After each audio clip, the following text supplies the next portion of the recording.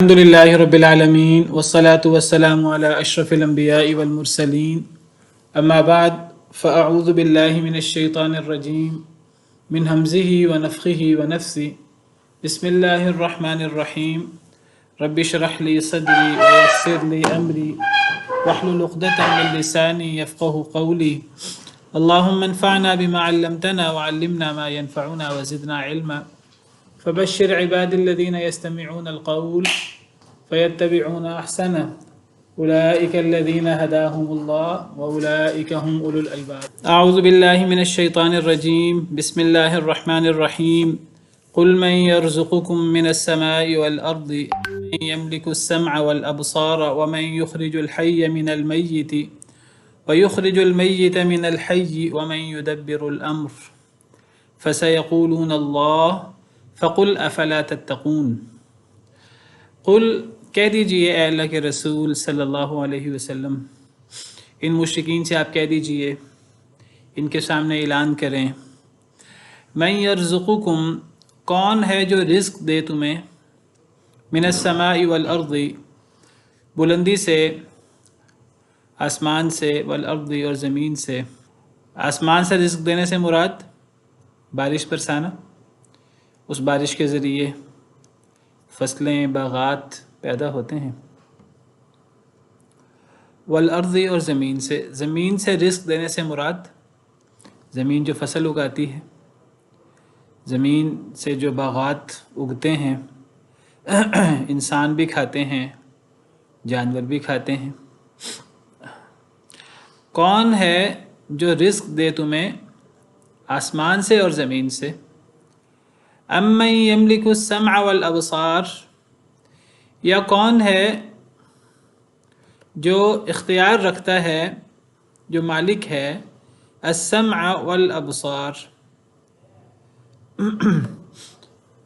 سننے کا، کانوں کا اور آنکھوں کا۔ آنکھوں اور کانوں پر کون اختیار رکھتا ہے؟ یعنی مخلوق کے کانوں پر، مخلوق کی آنکھوں پر، مخلوق کو سننے کی اور دیکھنے کی طاقت، اختیار کس نے دیا ہے؟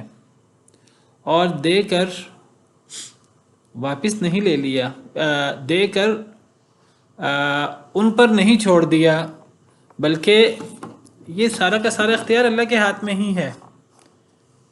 یہ نہیں ہے کہ اللہ نے اختیار دے دیا ہے اور دینے کے بعد اب اللہ تعالیٰ چھین نہیں سکتے، اب یہ ہمیشہ ہی مخلوق کے پاس رہے گا، سننے کی طاقت ہو، دیکھنے کی طاقت ہو؟ نہیں، اللہ جب چاہیں کانوں کو اچک لیں، جب چاہیں آنکھوں کو اچک لیں، جب چاہے بیماری آ جائے،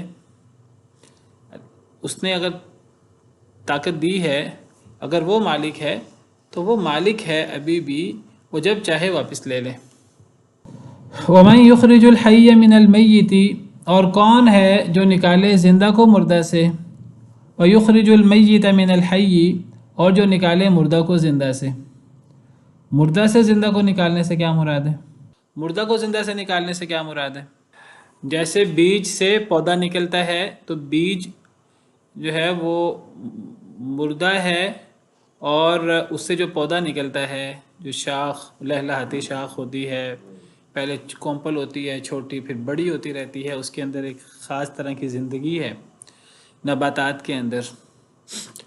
تو گویا کہ مردہ سے زندہ کو نکالا، بیج، گٹھلی، دانہ، یہ چیز مردہ ہوتی ہے، اور اس سے باقاعدہ درخت، اور اس سے فصل اور باغ باقاعدہ، تو یہ زندہ ہے۔ یا پھر جیسے نطفہ سے انسان پیدا ہوتے ہیں، جانور پیدا ہوتے ہیں جیتے جاگتے، اب کہنے کو نطفہ کہ اس معنی میں جو ہے وہ زندہ نہیں ہے، وہ مردہ چیز ہے، وہ بے جان چیز ہے معروف معنوں میں، اگرچہ اس کے اندر سپرمز ہوتے ہیں اور اس کے اندر مخصوص طرح کی، لیکن بہرحال وہ معروف معنوں میں وہ مردہ چیز ہے۔ تو اس سے زندہ انسان، اور پھر اس سے جانور، دیگر مخلوقات، اور زندہ سے مردہ کو، اس کے الٹ بھی جیتے جاگتے انسانوں سے، جانوروں سے نطفہ، اس سے پھر انسان، مرغی سے انڈا، انڈے سے مرغی. اسی طرح جیسے آپ نے کہا کہ فصل، بیج سے فصل اور فصل سے بیج، ایک تو یہ معنی ہے زندہ کو مردہ سے نکالنا اور مردہ کو زندہ سے نکالنا. ایبسولوٹ معنوں میں بھی دیکھا جائے تو جو نطفہ بھی بنتا ہے وہ بے جان چیزوں سے بنتا ہے، اور بیج جو ہے وہ بے جان سے، اگر اس کو زندہ تصور کر بھی لیا جائے جی تو بے جان چیز سے، اگر اس میں بھی ٹھیک نہیں. ویسے بھی یہ جو ہم کہتے ہیں جو نطفہ وہ بے جان نہیں ہے، جاندار ہے، اس کے اندر وہ حیوانات ہوتے ہیں بہت سارے، کروڑوں کی تعداد میں. تو وہ چیز تو یعنی اب آج دریافت ہوئی ہے نا. تو یعنی اگر ہم اس کو دیکھیں اس تناظر میں، جس تناظر میں، یعنی قرآن کریم صرف 21ویں دور کے لیے تو کتاب نہیں ہے نا. یہ تو جب نازل ہوئی اس دور میں، تو اس دور میں یعنی معروف معنی میں تو نطفہ اور یہ چیزیں تو بے جان ہی ہیں. ورنہ تو آپ کہیں گے تو پھر انڈا بھی جاندار ہے، پھر انڈے کے اندر بھی جو ہے وہ چوزا نکلتا ہے. اسی طرح پھر بیج کے اندر بھی، گٹھلی کے اندر بھی اس قسم کی چیزیں، وہ تو پھر ہر چیز کے اندر تو معروف معنوں میں ایک سادی جو جٹکی بات ہے جو ہر شخص کو سمجھ آتی ہے، وہ دیہات کا ہو، وہ شہروں کا ہو، وہ 1500 سال پرانا کوئی شخص ہو یا آج کا کوئی شخص ہو، ایک موٹی سی بات. اسی طرح ایک تو یہ معنی ہے، اس کے ہم کئی صورتیں بیان کر سکتے ہیں، جیسے میں نے کہا نطفہ سے انسان اور جانور، جانور سے نطفہ، اور گٹھلی اور بیج اور دانہ سے فصل، اور باغ سے پھل سے اور سبزی سے پھر دانہ اور گٹھلی وغیرہ، اور انڈے سے مرغی، مرغی سے انڈا وغیرہ. بعض مفسرین نے یہ تفسیر کی ہے کہ اللہ کے منکر لوگوں کے ہاں، کافروں کے ہاں مسلمان پیدا ہو جائیں، مسلمانوں کے ہاں کافر پیدا ہو جائیں. کیونکہ کافر جو ہے یہ مردہ ہے، جو اللہ پر ایمان نہیں لاتا، جو اللہ کو یاد نہیں کرتا، جو قرآن نہیں پڑھتا، یہ چیزیں تو وہ مردہ ہے.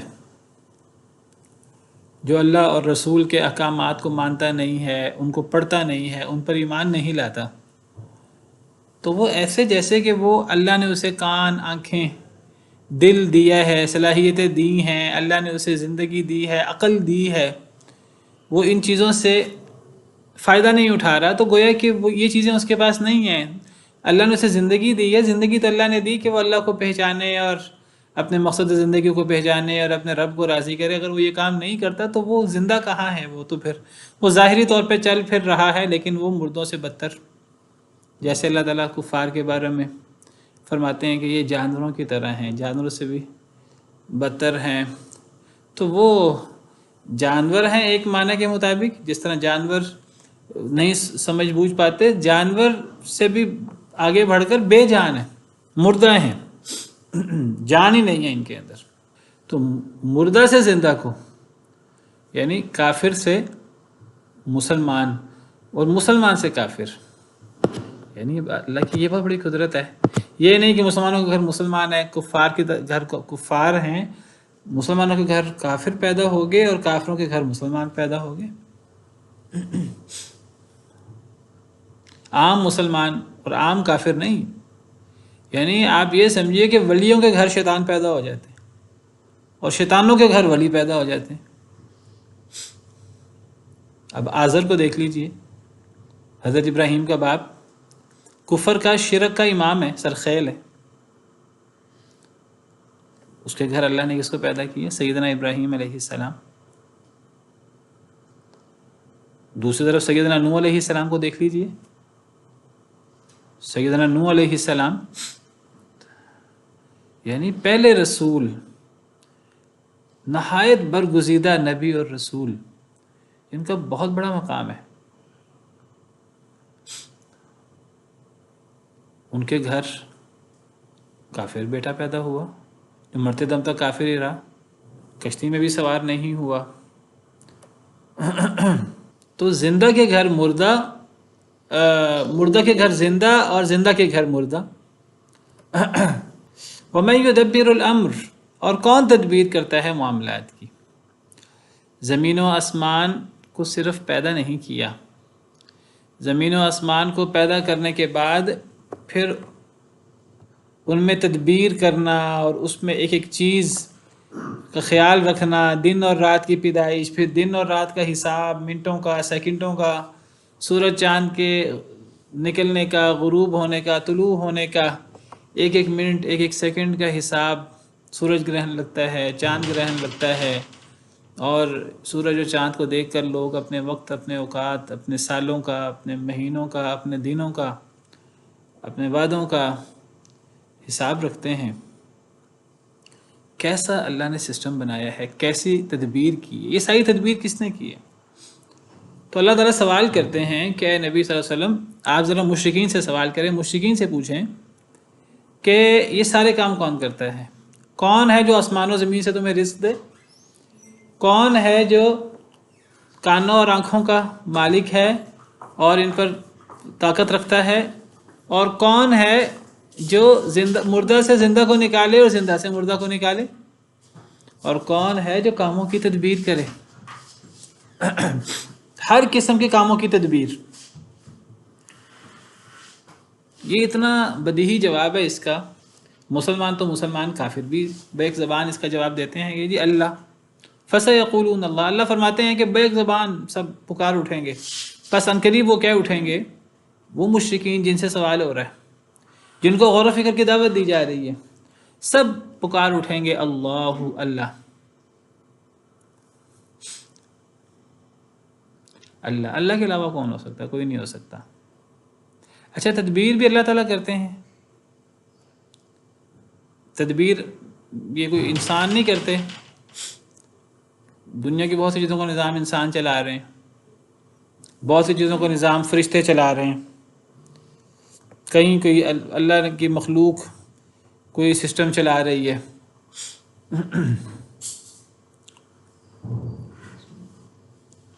اللہ تدبیر کرتے ہیں کہ کون تدبیر کرتا ہے؟ اللہ کی تدبیر کے تحت ہی تھا. ہر چیز اللہ کی تدبیر کے تحت ہے. یعنی اگر دیکھیے، اللہ نے اسلام کو غلبہ دینا ہے، اللہ غلبہ دیتے ہیں. حق کو اللہ غالب کرتے ہیں اور باطل کو اللہ مٹاتے ہیں. اب کہنے کا تو آپ کہیں گے کہ نہیں، وہ تو حق کو غالب کرنے کے لیے، مسلمانوں کو کافروں پر غالب آنے کے لیے، فتح یاب ہونے کے لیے تو گھروں سے نکلنا پڑتا ہے، محنت کرنی پڑتی ہے، اسباب اختیار کرنے پڑتے ہیں، اور اللہ تعالیٰ انسانوں سے کام لیتے ہیں. بہت سارے کام اللہ تعالیٰ کبھی کبھی تو حق کا تعاون کفار کر رہے ہوتے ہیں. کبھی کبھی اللہ تعالیٰ دین کے غلبے کا کام فاسق و فاجر شخص سے لے لیتے ہیں. ان اللہ لا یؤید ھذا الدین بالرجل الفاجر او کما قال علیہ الصلوۃ والسلام.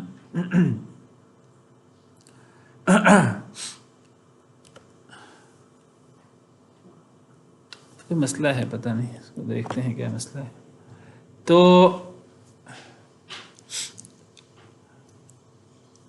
ہر وہ چیز جو مخلوق کرے، اس مخلوق کو پیدا کس نے کیا ہے؟ اللہ نے. لہذا مخلوق کا ہر کام ادھر حقیقت اللہ کا کام ہے.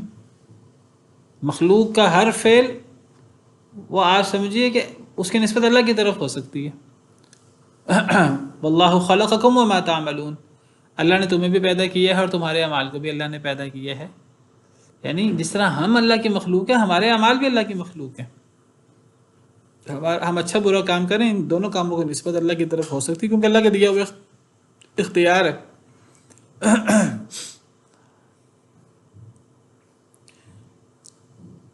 تو اس کائنات کے کہنے کو فرشتے تدبیر کرتے ہیں. فالمدبرات امرا، اللہ نے قسم اٹھائی ہے سورہ نازعات میں، کاموں کی تدبیر کرنے والوں کی قسم. وہاں فرشتے مراد ہیں. کائنات کی تدبیر اللہ کی مخلوق کرے تو وعلیکم السلام ورحمۃ اللہ وبرکاتہ. تو یہ ساری کی ساری تدبیر اللہ کے حکم سے ہے. اللہ کی مخلوق کرتی ہے تو اللہ کرتے ہیں. اور پھر اللہ اللہ کا حکم ہو تو مخلوق کر سکے، اللہ کا حکم نہ ہو، اللہ کی اجازت نہ ہو، مخلوق کر ہی نہ سکے۔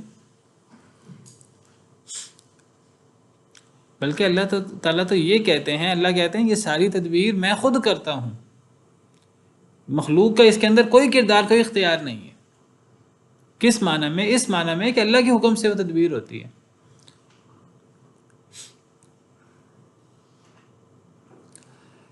سورہ حامیم سجدہ میں اللہ فرماتے ہیں یدبر الامر من السماء الى الارض، آسمان سے لے کر ایک حکم اللہ تعالیٰ چاہتے ہیں کہ جی ایک کام ہو، اللہ فرماتے ہیں آسمان سے لے کر زمین تک اس کی تدبیر کون کرتا ہے؟ اللہ رب العالمین۔ سراسر یہ سارا کا سارا کام اللہ کا ہوتا ہے۔ بہت بڑا مغالطہ ہے جو مخلوق کو ہو جاتا ہے، انسان کو ہو جاتا ہے۔ ایک بندہ جو ہے وہ بعض دفعہ کوئی فیکٹری کھول لیتا ہے، کوئی کاروبار شروع کرتا ہے، وہ سمجھتا ہے جی میں کھلا رہا ہوں لوگوں کو۔ ماں باپ سمجھتے ہیں جی ہم اپنی اولاد کو کھلا رہے ہیں، انسان سمجھتا ہے کہ میں اپنے آپ کو اور اپنے اہل و عیال کو۔ اللہ فرماتے ہیں نہیں، وما من دابۃ فی الارض الا علی اللہ رزقها، انسان چھوڑو، جتنے زمین پہ چھپائے ہیں چلنے والے، اللہ پر ان کا رزق ہے۔ وَكَأَيٍّ مِّن دَابَّةٍ لَا تَحْمِلُ رِزْقَهَا، کتنے جانور ہیں اپنا رزق اٹھائے نہیں پھرتے۔ اللہ يَرْزُقُهَا وَإِيَّاكُمْ، انہیں بھی اللہ رزق دیتا ہے اور تمہیں بھی ہے انسانوں، تمہیں مغالطہ نہ ہو کہ تم خود کماتے ہو اپنی صلاحیتوں سے، اپنی اللہ کی دی ہوئی نعمتوں سے۔ بہت بڑا مغالطہ ہے جو بندہ سمجھتا ہے کہ کام میں کرتا ہوں تو یہ انانیت ہے، یہی شیطان کو دھوکا ہوا۔ انا خیر من، میں بہتر ہوں انسان سے۔ بھی پیدا تو اللہ نے کیا تھا، وہ سمجھنے لگا میرے اندر کوئی سرخاب کے پر لگیں۔ اسی طرح انسان سمجھنا شروع کر دے جی میں اشرف المخلوقات ہوں، میرے سامنے دوسرے انسان، حقیر انسان یا جانور یا کیڑے مکوڑے کیا حیثیت رکھتے ہیں، میں جو چاہوں کروں، چاہوں تو پاؤں سے مسل دوں۔ نہیں، انسان کو اختیار نہیں ہے۔ ہاں اگر اللہ نے کوئی فضیلت دی ہے تو وہ اللہ نے دی ہے، اب انسان کا کام ہے انسان اس فضیلت کا پاس رکھے۔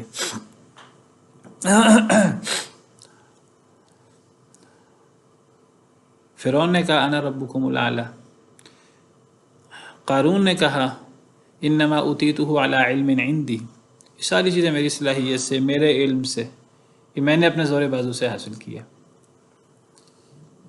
تو یہ چیزیں اللہ کو بڑی ناپسند ہیں۔ تو یہ جو بھی تدبیر ہے وہ اللہ رب العالمین کرتے ہیں۔ تو اللہ فرماتے ہیں سارا کام کون کرتا ہے؟ پھر اللہ جواب دیتے ہیں اللہ کرتے ہیں۔ پھر اللہ آگے فرماتے ہیں اس سارے سوال و جواب کے بعد فَقُلْ أَفَلَا تَتَّقُونَ، اے نبی صلی اللہ علیہ وسلم دوبارہ ان سے سوال کیجیے، کیا تم ڈرتے نہیں ہو؟ تمہیں ڈر نہیں لگتا اللہ تعالیٰ سے؟ اس سارے سوال و جواب سے کیا مقصود ہے؟ یعنی اللہ تعالیٰ سوال کر رہے ہیں کہ زمین و آسمان سے تمہیں رزق کون دیتا ہے؟ سماعت کا، بصارت کا، کانوں کا، آنکھوں کا مالک کون ہے؟ زندہ کو مردہ سے نکالنا، مردہ کو زندہ سے نکالنا، تدبیر کرنا سارے کاموں کی، یہ کون کرتا ہے؟ اللہ سوال کرتے ہیں، پھر اللہ خود ہی جواب دیتے ہیں اللہ تعالیٰ۔ پھر اللہ تعالیٰ آگے تعجب کرتے ہوئے کہتے ہیں اے نبی صلی اللہ علیہ وسلم آپ ذرا ان سے کہیں کہ تمہیں ڈر نہیں لگتا؟ کیا مراد ہے اس سارے سوال و جواب سے؟ کیا سمجھانا مقصود ہے؟ کیسے؟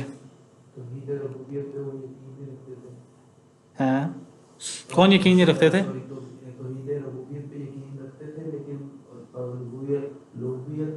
الوہیت ہاں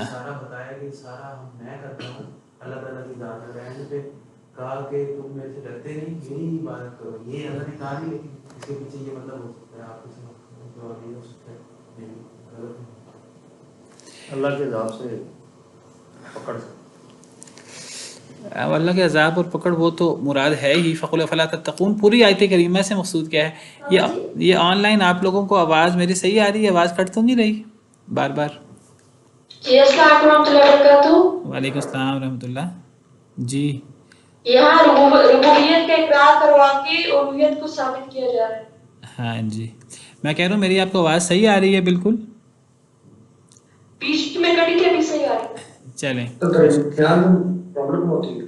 درمیان میں پرابلم ہو رہی ہے، اللہ تعالیٰ خیر کرے، اس کو دیکھتے ہیں۔ جی بیٹا آپ کا کیا سوال تھا؟ جی اس سے یہ بھی مطلب ہو سکتا ہے کہ انسان ایسا سوچتا کہ مجھے فضیلت ساری اللہ تعالیٰ نے ساری فضیلت میں خود حاصل کیا، سارا کھانا وانا خود لیتا ہوں، تو ایسے اپنے آپ کو سمجھے گا بہت فضیلت والا، بہت عزت والا، اللہ تعالیٰ بتانا کہ وہ کہ تم اتنے فضیلت والے میں جب تم یہ سارا کام میرا بھی آپ کو تمہارا کام نہیں ہے۔ جی شاباش، بالکل ٹھیک۔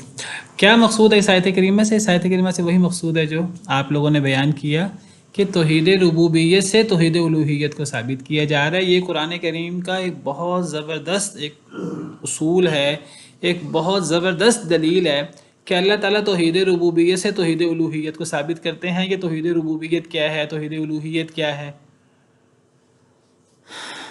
توحید ربوبیت کسے کہتے ہیں؟ اللہ کو رب ماننا، اس نے پیدا کیا، اور توحید الوہیت کیا ہے؟ عبادت اسی کی۔ دیکھیں توحید کی 3 قسمیں ہیں۔ جی جی جی ربوبیت اللہ تعالیٰ کے افعال ہیں اور الوہیت بندے کے افعال ہیں۔ توحید کی 3 اقسام ہیں نا، ایک ربوبیت، الوہیت اور تیسرے اسماء و صفات۔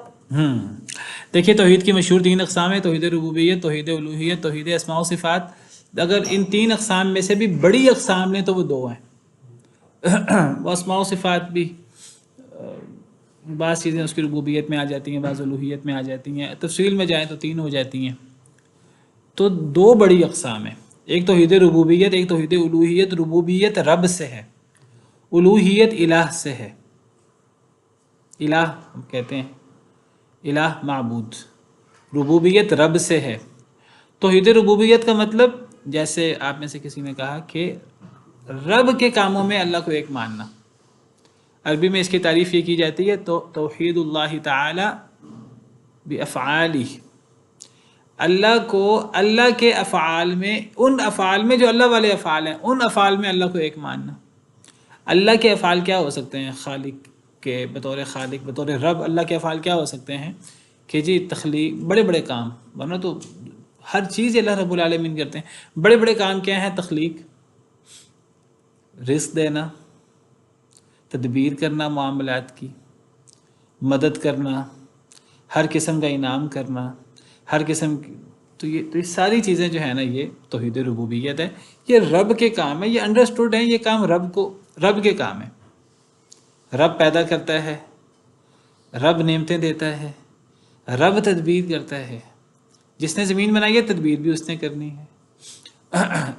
رب رزق دیتا ہے، یہ سارے کام اللہ رب العالمین کے ہیں۔ ان کاموں میں اللہ کو ایک ماننا، یہ ہے توحید ربوبیت۔ توحید اللہ تعالی بافعالہ، یہ توحید ربوبیت، توحید الوہیت کا فلسفہ سمجھنا بہت ضروری ہے توحید کو سمجھنے کے لیے۔ اللہ نے قرآن کریم میں، دیکھیے قرآن کریم، ہم مسلمان ہیں، ہم مسلمان اندھا بلائنڈ فیتھ رکھتے ہیں قرآن کریم کے بارے میں۔ ہم قرآن کریم کو اور قرآن کریم کے دلائل کو آنکھیں بند کر کے ہم کہتے ہیں قرآن میں آ گیا بس ٹھیک ہے۔ لیکن دیکھیے قرآن کریم صرف مسلمانوں کے لیے ہدایت نہیں ہے، کفار کے لیے ہدایت ہے۔ یہ صرف یہ نہیں کہ قرآن کہتا آنکھیں بند کر کے بس مان لو، قرآن غور کرنے کی دعوت دیتا ہے، ان لوگوں کو بھی دیتا ہے جو قرآن پر ایمان نہیں رکھتے۔ قرآن ان کو لاجیکل انداز میں، ان کو عقلی انداز سے قرآن کریم عقلی دلائل دیتا ہے، ایسے دلائل دیتا ہے کہ اگر کوئی بندہ باقاعدہ غور کرے اور وہ بغاوت سے اور وہ ہٹ درمی سے کام نہ لے تو اس کو ماننا پڑتا ہے۔ قرآن کے دلائل اتنے قوی ہیں، اتنے مضبوط ہیں عقلی دلائل۔ یہ جو توحید اور شرک کا مسئلہ ہے، یہ اللہ تعالیٰ نے توحید ربوبیت، توحید الوہیت کے ذریعے سمجھایا ہے، تو ان کو تھوڑا سا سمجھنا ضروری ہے۔ تو توحید ربوبیت کیا ہے کہ رب کے کاموں میں اللہ کو ایک ماننا۔ مسلمان تو توحید ربوبیت کے قائل ہیں کہ رب اور رب کے کاموں میں اللہ ایک ہے، یعنی رب ہونے میں اللہ اکیلا ہے، تخلیق میں اللہ اکیلا ہے، انعام کرنے میں اللہ اکیلا ہے، رزق دینے میں اللہ اکیلا ہے، تدبیر کرنے میں اللہ اکیلا ہے، رب کے کاموں میں اللہ اکیلا ہے۔ مسلمان اس بات کو مانتے ہیں، اور توحید ربوبیت میں اللہ کے اکیلے ہونے کو صرف مسلمان نہیں مانتے، اکثر کافر بھی مانتے ہیں، اکثر مشرک مانتے ہیں۔ اس کائنات کے اکثر لوگ توحید ربوبیت کے قائل ہیں، یہود بھی توحید ربوبیت کے قائل ہیں، عیسائی بھی توحید ربوبیت کے قائل ہیں، مشرکین مکہ بھی توحید ربوبیت کے قائل تھے، اکثر مشرکین توحید ربوبیت کے قائل ہیں، ہندو تک توحید ربوبیت کے قائل ہیں، بلکہ میں کہوں کہ مجوسی جو دو الہوں کے قائل ہیں وہ بھی توحید ربوبیت کے قائل ہیں، وہ بھی ایک کو بڑا مانتے ہیں، خیر کے رب کو، خیر کے خدا کو، ان کے نزدیک خیر کا خدا ہے، ایک شر کا خدا ہے، خیر کا خدا ان کے نزدیک بڑا ہے، اصل وہ ہے۔ جو لوگ اللہ کے علاوہ اور لوگوں کو بھی ان کی بھی عبادت کرتے ہیں وہ بھی توحید ربوبیت کے قائل ہیں، ہندو جو بہت زیادہ معبودوں کے قائل ہیں وہ بھی اصلاً توحید ربوبیت کے قائل ہیں۔ یہ ہے توحید ربوبیت کہ رب کے کاموں میں اللہ کو ایک ماننا۔ ایک ہے توحید الوہیت۔ الوہیت کیا چیز ہے؟ جیسے میں نے کہا الوہیت الہ سے ہے، الہ کہتے ہیں معبود کو، عبادت عبودیت۔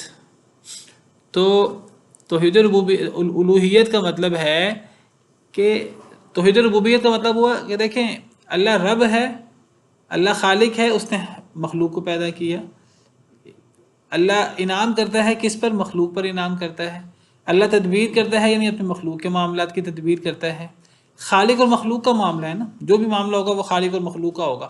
خالق اور مخلوق کے معاملات میں خالق کے کاموں میں اللہ کو ایک ماننا، یہ ہے توحید ربوبیت۔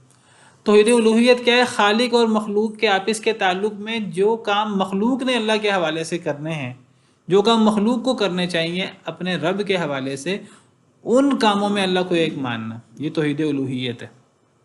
عربی زبان میں اس کی کیا تعریف کی جاتی ہے؟ توحید اللہ تعالی بافعال العباد، اللہ کی توحید بندوں کے کاموں میں۔ بندوں کو کون سے کام؟ یعنی بندوں کے وہ کام جو بندوں کے اپنے رب سے متعلق ہونے چاہیے۔ ایک بندے کا اپنے رب سے کیا تعلق ہوتا ہے؟ بندہ اپنے رب سے دعا کرے، بندہ اپنے رب سے مانگے، اللہ سے رزق مانگے، اللہ سے نعمتیں مانگے، اللہ پہ توکل کرے، اللہ سے ڈرے، اللہ کو سب کچھ سمجھے، اللہ کی قسم اٹھائے، اللہ کے لیے ذبح کرے، اللہ کے لیے نظر و نیاز دے۔ یہ سارے کام بندوں سے متعلق ہیں، یہ سارے کام عبادت ہیں، ان سب کاموں کو عبادت کہتے ہیں۔ عبادت صرف سر جھکانا، صرف نماز پڑھنا نہیں ہے، صرف حج کرنا عبادت نہیں ہے، یہ سارے کام عبادت ہیں۔ یہ سارے وہ کام ہیں جو اللہ اور مخلوق کے آپس کے تعلق میں مخلوق اللہ کے لیے کرتی ہے، اور مخلوق ان کاموں میں اللہ کو ایک سمجھنا، یہ ہے توحید الوہیت۔ یہ توحید کی وہ قسم ہے جس میں گڑبڑ ہے، لوگ اس میں شرک کرتے ہیں۔ وہ یہ تو کہیں گے کہ پیدا اللہ نے کیا ہے، یہ نہیں کہتے کہ لات نے پیدا کیا، منات نے پیدا کیا، حبل نے پیدا کیا۔ یا جو لوگ جو ہیں وہ قائل ہیں انبیاء اولیاء کو اللہ کے ساتھ شریک بنا دیتے ہیں، وہ یہ نہیں کہتے یہ ان انبیاء اولیاء نے پیدا کیے۔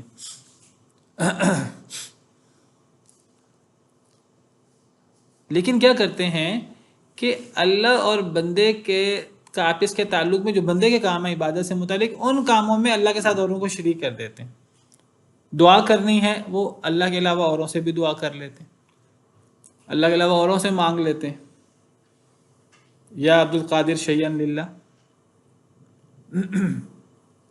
اللہ کے علاوہ اوروں کے لیے نظر و نیاز نکال دیتے ہیں۔ نظر و نیاز نکالنا بھی عبادت ہے، اللہ کے علاوہ کسی کے لیے نظر و نیاز ہی نکالی جا سکتی۔ اللہ کے علاوہ اوروں کی قسم اٹھا لیتے ہیں، اللہ کے علاوہ کسی کی قسم اٹھانا جائز نہیں ہے، شرک ہے۔ اللہ کے علاوہ اوروں سے ڈرتے ہیں، طاقتور لوگوں سے، امریکہ سے اور دشمنوں سے اور طاقتور لوگوں سے، حالانکہ اللہ کے علاوہ کسی سے نہیں ڈرنا چاہیے۔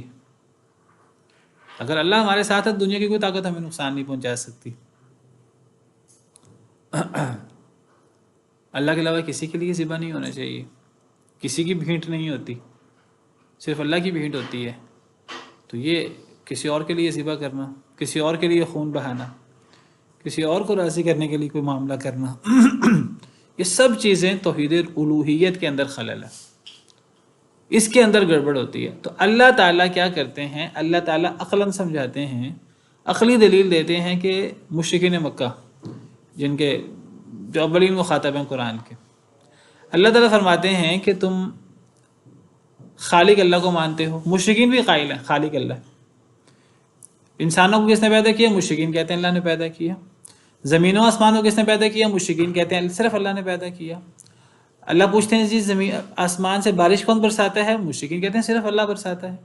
اللہ پوچھتے ہیں کہ جی اس بارش سے زمین کے اندر باغات اور فصلیں کون اگاتا ہے؟ مشرکین کہتے ہیں صرف اللہ وحدہ لا شریک اگاتا ہے.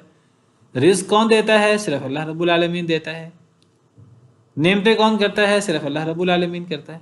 اللہ کہتے ہیں سارے رب والے کام تو میں کروں، اور جب تم اللہ کے ان انعامات، اس تخلیق، اس تدبیر اور ان انعامات اور اس رزق اور ان سارے کاموں کو جب تم اللہ جواب میں جب تم اللہ کی عبادت کرو، بندے کا کام ہے عبادت کرے، شکر بجا لائے، تم اس عبادت کے اندر، شکر کے اندر، دعا کے اندر، توکل کے اندر، ڈرنے کے اندر، نظر و نیاز کے اندر، قسم اٹھانے کے، تم اللہ کے ساتھ اوروں کو شریک کر لو، تو یہ کیسا انصاف ہے؟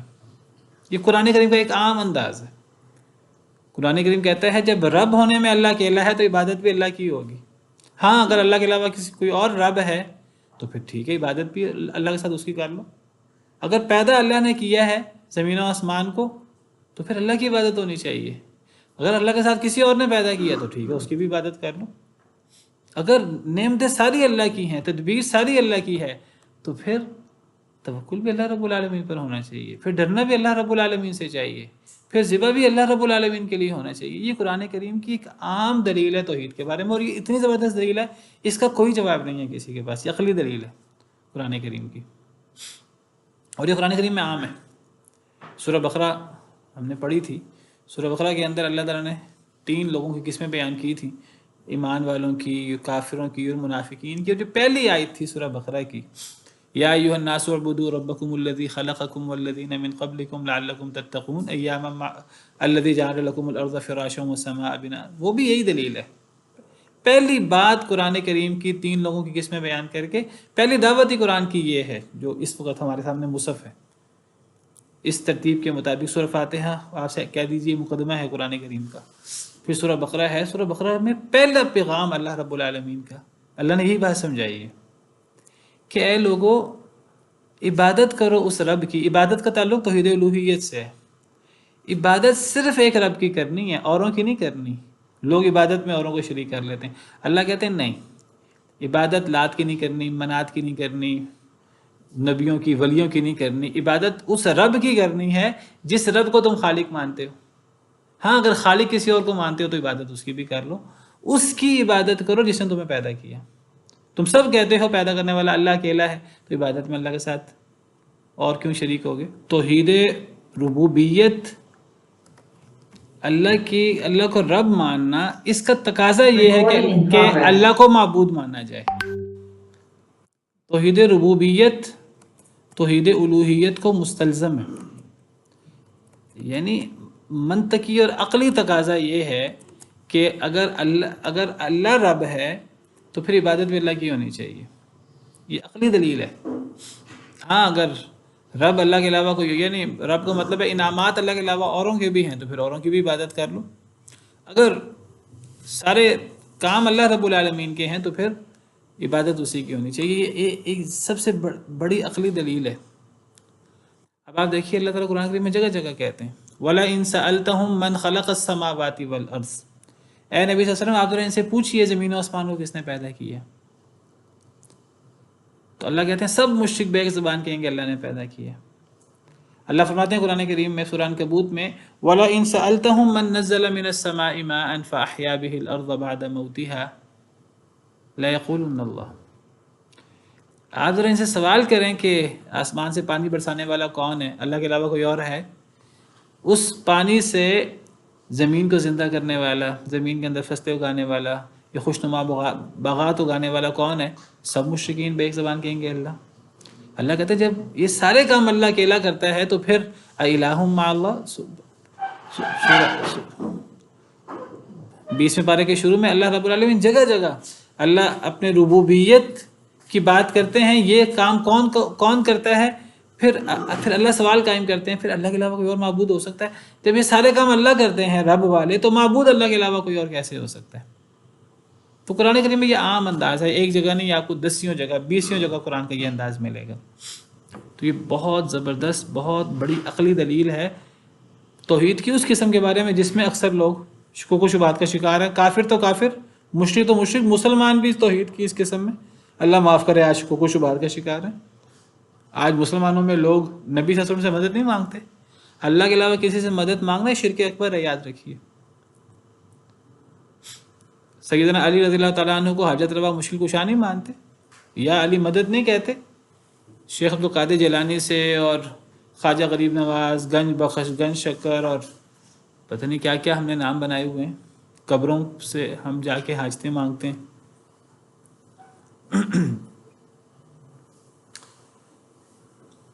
تو اس سب کا جواب جو ہے وہ اس میں موجود ہے۔ تو اللہ فرماتے ہیں فَقُلْ فَلَا تَتَّقُونَ، اے نبی صلی اللہ علیہ وسلم آپ ان سے کہہ دیجئے کہ کیا تم ڈرتے نہیں ہو؟ کس بات سے ڈرتے نہیں ہو؟ بات تو توحید ربوبیت، توحید الوہیت کی ہو رہی ہے، یعنی تم اللہ کو پیدا کرنے والا اللہ، رزق دینے والا اللہ، ہر قسم کا انعام کرنے والا اللہ، زندہ مارنے والا اللہ، تدبیر کرنے والا اللہ، ہر چیز اللہ کرتا ہے۔ تم عبادت میں اللہ کے ساتھ اوروں کو شریک کرتے ہوئے تمہیں ڈر نہیں لگتا کہ اللہ تمہیں اس کی سخت ترین سزا دیں گے؟ تم اللہ کے ساتھ جب شرک کرو گے توحید الوہیت میں، حالانکہ ہر قسم کا انعام تو اللہ اکیلے کا ہے، ہر قسم کے طاقت اختیار تو اللہ اکیلے کا ہے، جنت جہنم اللہ اکیلے کی، اس کا مالک اللہ ہے، کوئی مخلوق جنت جہنم کی اور سزا جزا کی مالک نہیں ہے۔ تو پھر جب تم عبادت میں اللہ کے ساتھ اوروں کو شریک کرتے تو ڈرتے نہیں؟ تمہیں ڈر نہیں لگتا اس سے؟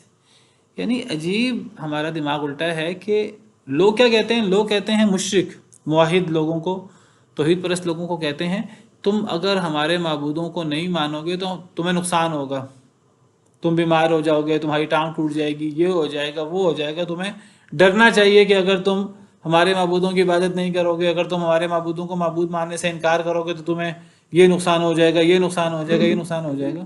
اللہ کہتے ہیں کتنی بے عقلی کی بات ہے، یعنی جن میں خدائی اختیارات نہیں ہیں، جو اللہ کے پاس جا چکے ہیں، ان سے تو ہم ڈریں اگر ان کو رب نہ مانیں مشرکین کے بقول، اور وہ اللہ رب العالمین جو سب کچھ کر سکتا ہے اس کے ساتھ شرک کرتے ہوئے توحید الوہیت میں ہمیں کوئی ڈر نہ لگے۔ یہ بہت زبردست دلیل ہے جو حضرت ابراہیم علیہ السلام نے اپنی قوم کے سامنے پیش کی تھی۔ وَكَيْفَ أَخَافُ مَا أَشْرَكْتُمْ وَلَا تَخَافُونَ أَنَّكُمْ أَشْرَكْتُم بِاللَّهِ مَا لَمْ يُنَزِّلْ بِهِ عَلَيْكُمْ سُلْطَانًا، تم جن کو شریک بناتے ہو میں ان سے کیوں ڈروں؟ حضرت ابراہیم کو بھی کہتے تھے وہ لوگ ہمارے معبودوں کو مان لو، نہیں مانو گے تو بیمار ہو جاؤ گے، یہ ہو جائے گا، وہ ہو جائے گا۔ حضرت ابراہیم کہتے میں تمہارے معبودوں سے ڈروں؟ میں تو ان سب کا انکار کرتا ہوں کہ وہ نہیں ہے، اللہ کے نیک بندے ہیں، ٹھیک ہے، اللہ کی مخلوق ہیں، ان کا مقام ہے، ان کو میں رب نہیں مانتا، اور اگر میں ان کو رب نہیں مانتا، ان کے رب ہونے کا انکار کرتا ہوں تو مجھے کوئی ڈر نہیں لگتا کہ وہ مجھے نقصان پہنچا سکتے ہیں، اور وہ واقعی نقصان نہیں پہنچاتے، نہ ان کا دعویٰ ہے، یہ تو مشرکین کا دعویٰ ہے اگر ہمارے معبودوں کو معبود نہیں مانو گے تو تمہیں یہ ہو جائے گا، وہ ہو جائے گا۔ یہ لوگوں نے باتیں بنائی ہوئی ہیں۔ تو میں تمہارے مشرکوں سے میں تمہارے شریکوں سے ڈروں؟ تم اللہ سے نہیں ڈرتے جس اللہ کے ساتھ تم ان لوگوں کو شریک بناتے ہو جس پر اللہ نے کوئی دلیل نہیں اتاری۔ تو مشرک کو ڈرنا چاہیے شرک کرتے ہوئے، نہ کہ موحد کو ڈرنا چاہیے شریکوں سے۔ تو اللہ فرماتے ہیں فَقُلْ فَلَا تَتَّقُونَ، اے اللہ کے نبی صلی اللہ علیہ وسلم آپ فرما دیجئے کیا تم ڈرتے نہیں ہو؟ تمہیں ڈرنا ہے، تمہیں بچنا ہے اللہ سے، اللہ کے غضب سے۔ فَذَلِكُمُ اللَّهُ رَبُّكُمُ الْحَقُّ، بس یہ ہے اللہ تمہارا رب جو حق ہے، یہ اللہ حق ہے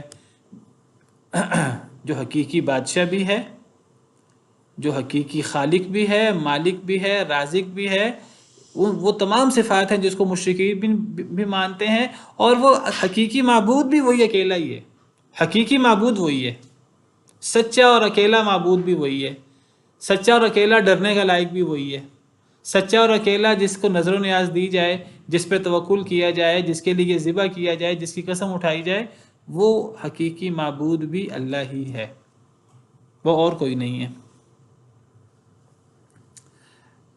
وہی حق ہے، اسی کی عبادت حق ہے، اسی کو پکارنا حق ہے۔ فَمَاذَا بَعْدَ الْحَقِّ إِلَّا الضَّلَالُ، بس کیا ہے حق کے بعد سوائے گمراہی کے۔ حق کے بعد پھر گمراہی رہ جاتی ہے، پھر اللہ کے علاوہ کسی کو پکارا جائے گا۔ دیکھیے یہ وہ شبہات ہیں جو شیطان ڈالتا ہے مشرک کے دل میں۔ جی اللہ کے علاوہ کسی کو پکارا جائے، پکارنا عبادت تو نہیں ہوتی، ہم کسی کی عبادت تو نہیں کرتے بھئی، پکارنا اگر عبادت نہیں ہے تو پھر عبادت کس کو کہتے ہیں؟ عبادت کیا ہے؟ عبادت ہے مخلوق کا خالق کے ساتھ تعلق، تو مخلوق کا خالق کے ساتھ پہلا تعلق یہ ہے مخلوق خالق سے مانگتا ہے، سب سے بڑی عبادت تو مانگنا ہی تو ہے، اور کیا ہے؟ الدعاء هو العبادہ۔ نبی صلی اللہ علیہ وسلم نے قرآن کی آیت پڑھی، وقال ربکم ادعونی استجب لکم ان الذین یستکبرون عن عبادتی سیدخلون جہنم داخرین، تمہارے رب نے کہا مجھے پکارو، اللہ کو پکارو، صرف مجھے پکارو، میں تمہاری پکار قبول کروں گا۔ جو لوگ میری عبادت سے تکبر کرتے ہیں ان قریب ذلیل ہو کر جہنم میں داخل ہوں گے۔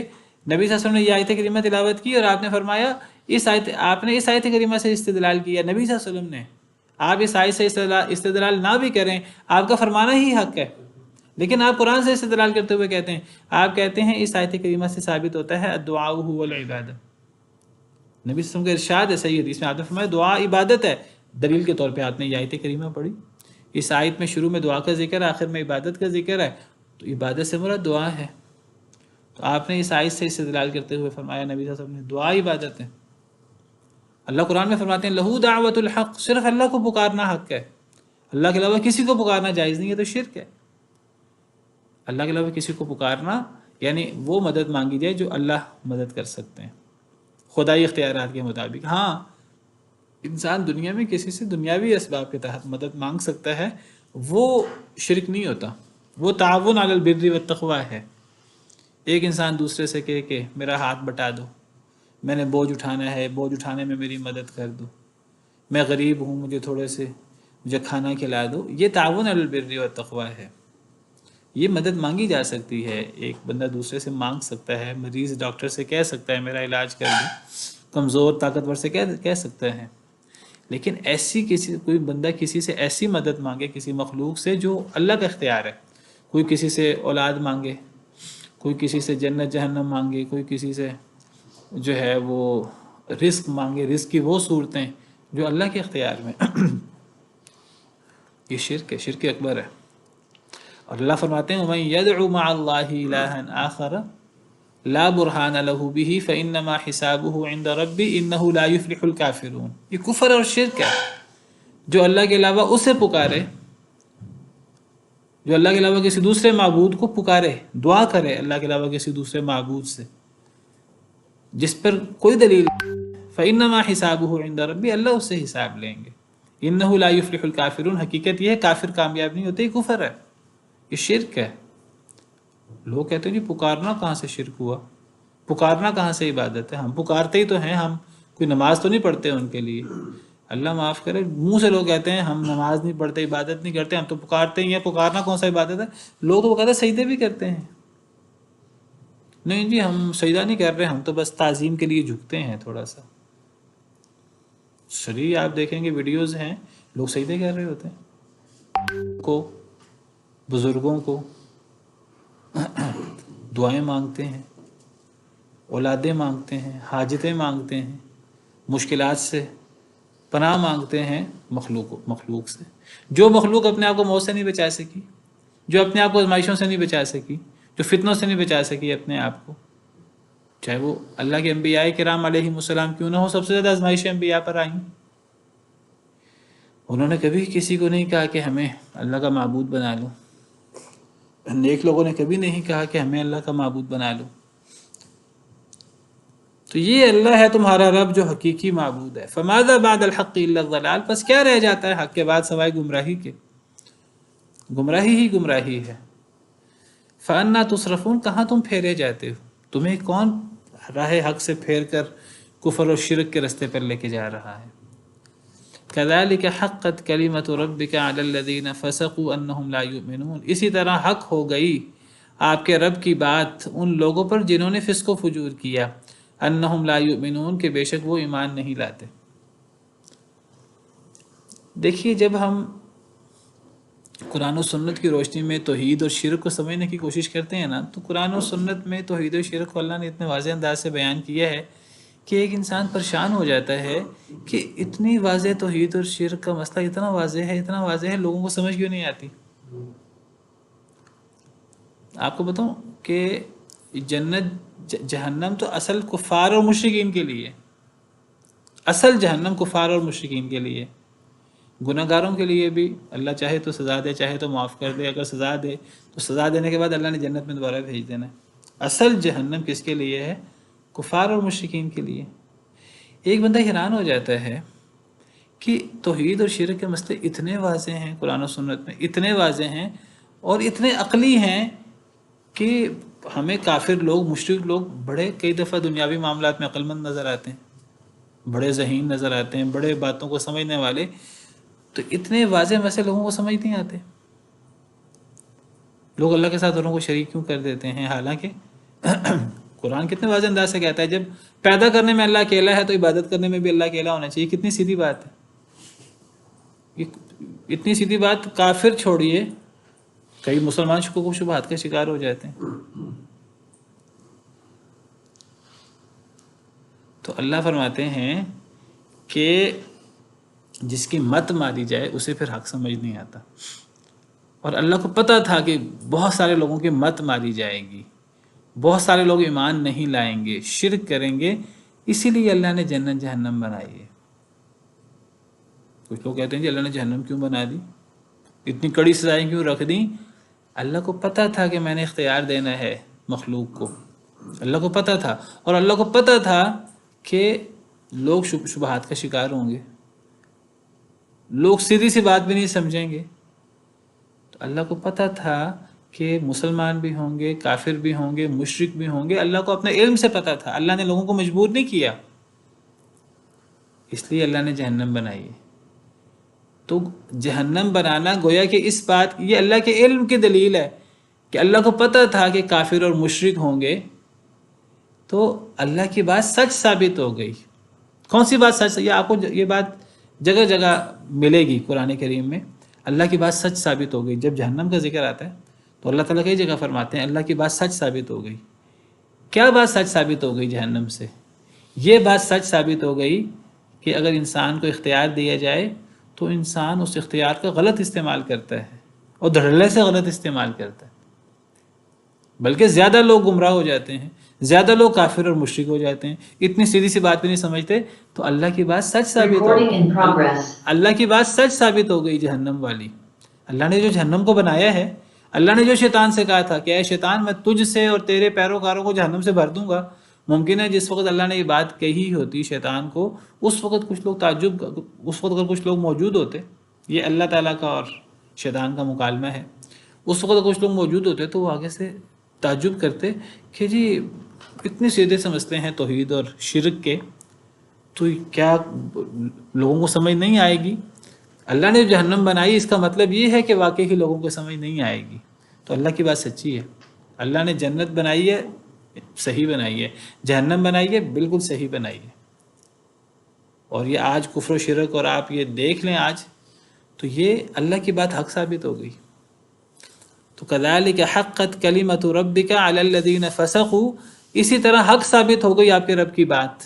کون سی بات؟ کہ جو اللہ نے شیطان سے کہا تھا لَأَمْلَأَنَّ جَهَنَّمَ مِنْكَ وَمِمَّنْ تَبِعَكَ مِنْهُمْ أَجْمَعِينَ، کہ اے شیطان میں جہنم کو تجھ سے بھی بھروں گا اور تیرے سارے پیروکاروں سے بھی جہنم کو بھر دوں گا۔ تو اللہ کی بات سچی ہو گئی، اور اللہ نے لوگوں کو مجبور نہیں کیا، لوگ خود گمراہ ہوئے ہیں، خود گمراہی کو اختیار کیا، خرید لیا گمراہی کو انہوں نے۔ اولئک الذین اشتروا الضلالۃ بالہدی، یہ وہ لوگ ہیں جنہوں نے ہدایت بیچ کر گمراہی خرید لی، خود خریدی ہے لوگوں نے۔ اللہ کی بات سچی ثابت ہو گئی۔ کن لوگوں پر؟ فاسق و فاجر لوگوں پر۔ فسق و فجور کہتے ہیں اللہ کی اطاعت سے نکلنے کو، فسق و فجور عام طور پر نافرمانی کو کہتے ہیں، اس کا اطلاق مسلمانوں پر بھی ہوتا ہے، اس کا اطلاق کافروں پر بھی ہوتا ہے۔ فسق کہتے ہیں اللہ کی نافرمانی کو، یہ چھوٹی نافرمانی بھی ہو سکتی ہے اور یہ بڑی نافرمانی بھی ہو سکتی ہے جس کو کفر اور شرک کہتے ہیں۔ یہاں فسق و فجور سے کیا مراد ہے؟ ایک مسلمان بھی فاسق ہو سکتا ہے، یا ایھا الذین آمنوا ان جاءکم فاسق بنبأ فتبینوا، اے ایمان والو اگر کوئی فاسق بندہ کوئی بات کہے، کوئی خبر دے، اس کی تحقیق کر لو۔ کافر کی تو بات مانی نہیں جائے گی نا، مسلمانوں میں سے بھی فاسق ہو سکتے ہیں۔ فاسق کا اطلاق کافر یعنی مسلمان پر بھی ہوتا ہے، اللہ کی نافرمانی مسلمان سے بھی سرزد ہو جاتی ہے، لیکن ایک ہوتی بڑی نافرمانی، کفر۔ یہاں فسق سے مراد کفر ہے، شرک ہے۔ اسی طرح حق ثابت ہو گئی آپ کے رب کی بات ان لوگوں پر جنہوں نے فسق و فجور کیا، جنہوں نے بڑا فسق اختیار کیا۔ کیونکہ میں نے کیوں کہا یہاں مراد کفر و شرک ہے، کیونکہ آگے انہم لا یؤمنون آ رہا ہے کہ وہ ایمان نہیں لائیں گے، تو پتہ لگا یہاں کفار کی بات ہو رہی ہے، مشرکین کی بات ہو رہی ہے۔ جو لوگ ایمان نہیں لائیں گے، جو لوگ شرک کے اندر مبتلا ہو جائیں گے، ان پر آپ کے رب کی بات سچی ثابت ہو گئی، کون سی؟ جہنم کی۔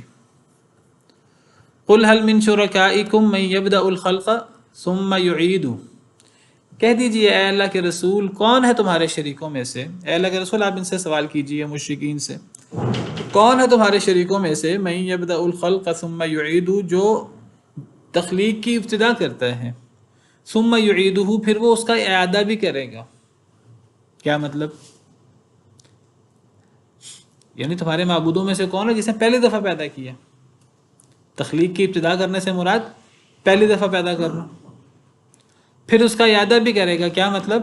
مرنے کے بعد دوبارہ بعث بعد الموت۔ اس آیت کریمہ میں دو چیزیں اللہ اکٹھی ثابت کر رہے ہیں۔ ایک تو اللہ تعالیٰ پہلی تخلیق سے دوسری تخلیق کا اس بات کر رہے ہیں، یہ بھی عقلی دلیل ہے بہت بڑی۔ مشرک کہتے تھے کہ اللہ مرنے کے بعد جب ہم مٹی میں مل جائیں گے اللہ ہمیں کیسے دوبارہ اٹھائیں گے، اللہ کی قدرت پر اعتراض کرتے تھے۔ اللہ نے فرمایا جس نے پہلی دفعہ پیدا کیا دوبارہ بھی پیدا کر دے گا۔ پہلی دفعہ پیدا کرنا زیادہ مشکل ہوتا ہے، جس نے پہلی دفعہ پیدا کیا دوبارہ بھی پیدا کر دے گا۔ یہاں اللہ تعالیٰ فرما رہے ہیں کہ تمہارے شریکوں میں سے کون ہے جن کو تم اللہ کے علاوہ معبود بناتے ہو، جن کی تم عبادت کرتے ہو، جن کے لیے تم نظر و نیاز نکالتے ہو، جن سے تم مانگتے ہو، جن پہ تم توکل کرتے ہو، ڈرتے ہو جن سے۔ تمہارے شریکوں میں سے کون ہے جو جس نے پہلی دفعہ پیدا کیا ہو دوبارہ بھی پیدا کرے؟ اس کا جواب ہے اللہ۔ قل اللہ، کہہ دیجیے اللہ، وہی پہلی دفعہ پیدا اس نے کیا ہے دوبارہ بھی وہی پیدا کرے گا۔ اس سے ایک تو پہلی تخلیق کو تو سب مشرک بھی مانتے تھے اللہ نے کی ہے، وہ دوسری تخلیق کے منکر تھے، دوسری تخلیق نہیں ہوگی، بعث بعد الموت نہیں ہوگی۔ جس نے پہلی دفعہ پیدا کیا ہے مشرک مانتے تھے ایک اللہ وحدہ لا شریک نے کیا۔ اللہ کہتے ہیں جس ایک اللہ وحدہ لا شریک نے پہلی دفعہ پیدا کیا وہ دوبارہ بھی پیدا کرے گا، بعث بعد الموت ثابت ہو گئی، اور اسی سے توحید الوہیت بھی ثابت ہو رہی ہے توحید ربوبیت کے ذریعے۔ فَأَنَّىٰ تُؤْفَكُونَ، کہاں تم بہکائے جاتے ہو، تُؤْفَكُونَ بہکائے جاتے ہو۔ چلیں آج کے لیے اتنا ہی کافی ہے۔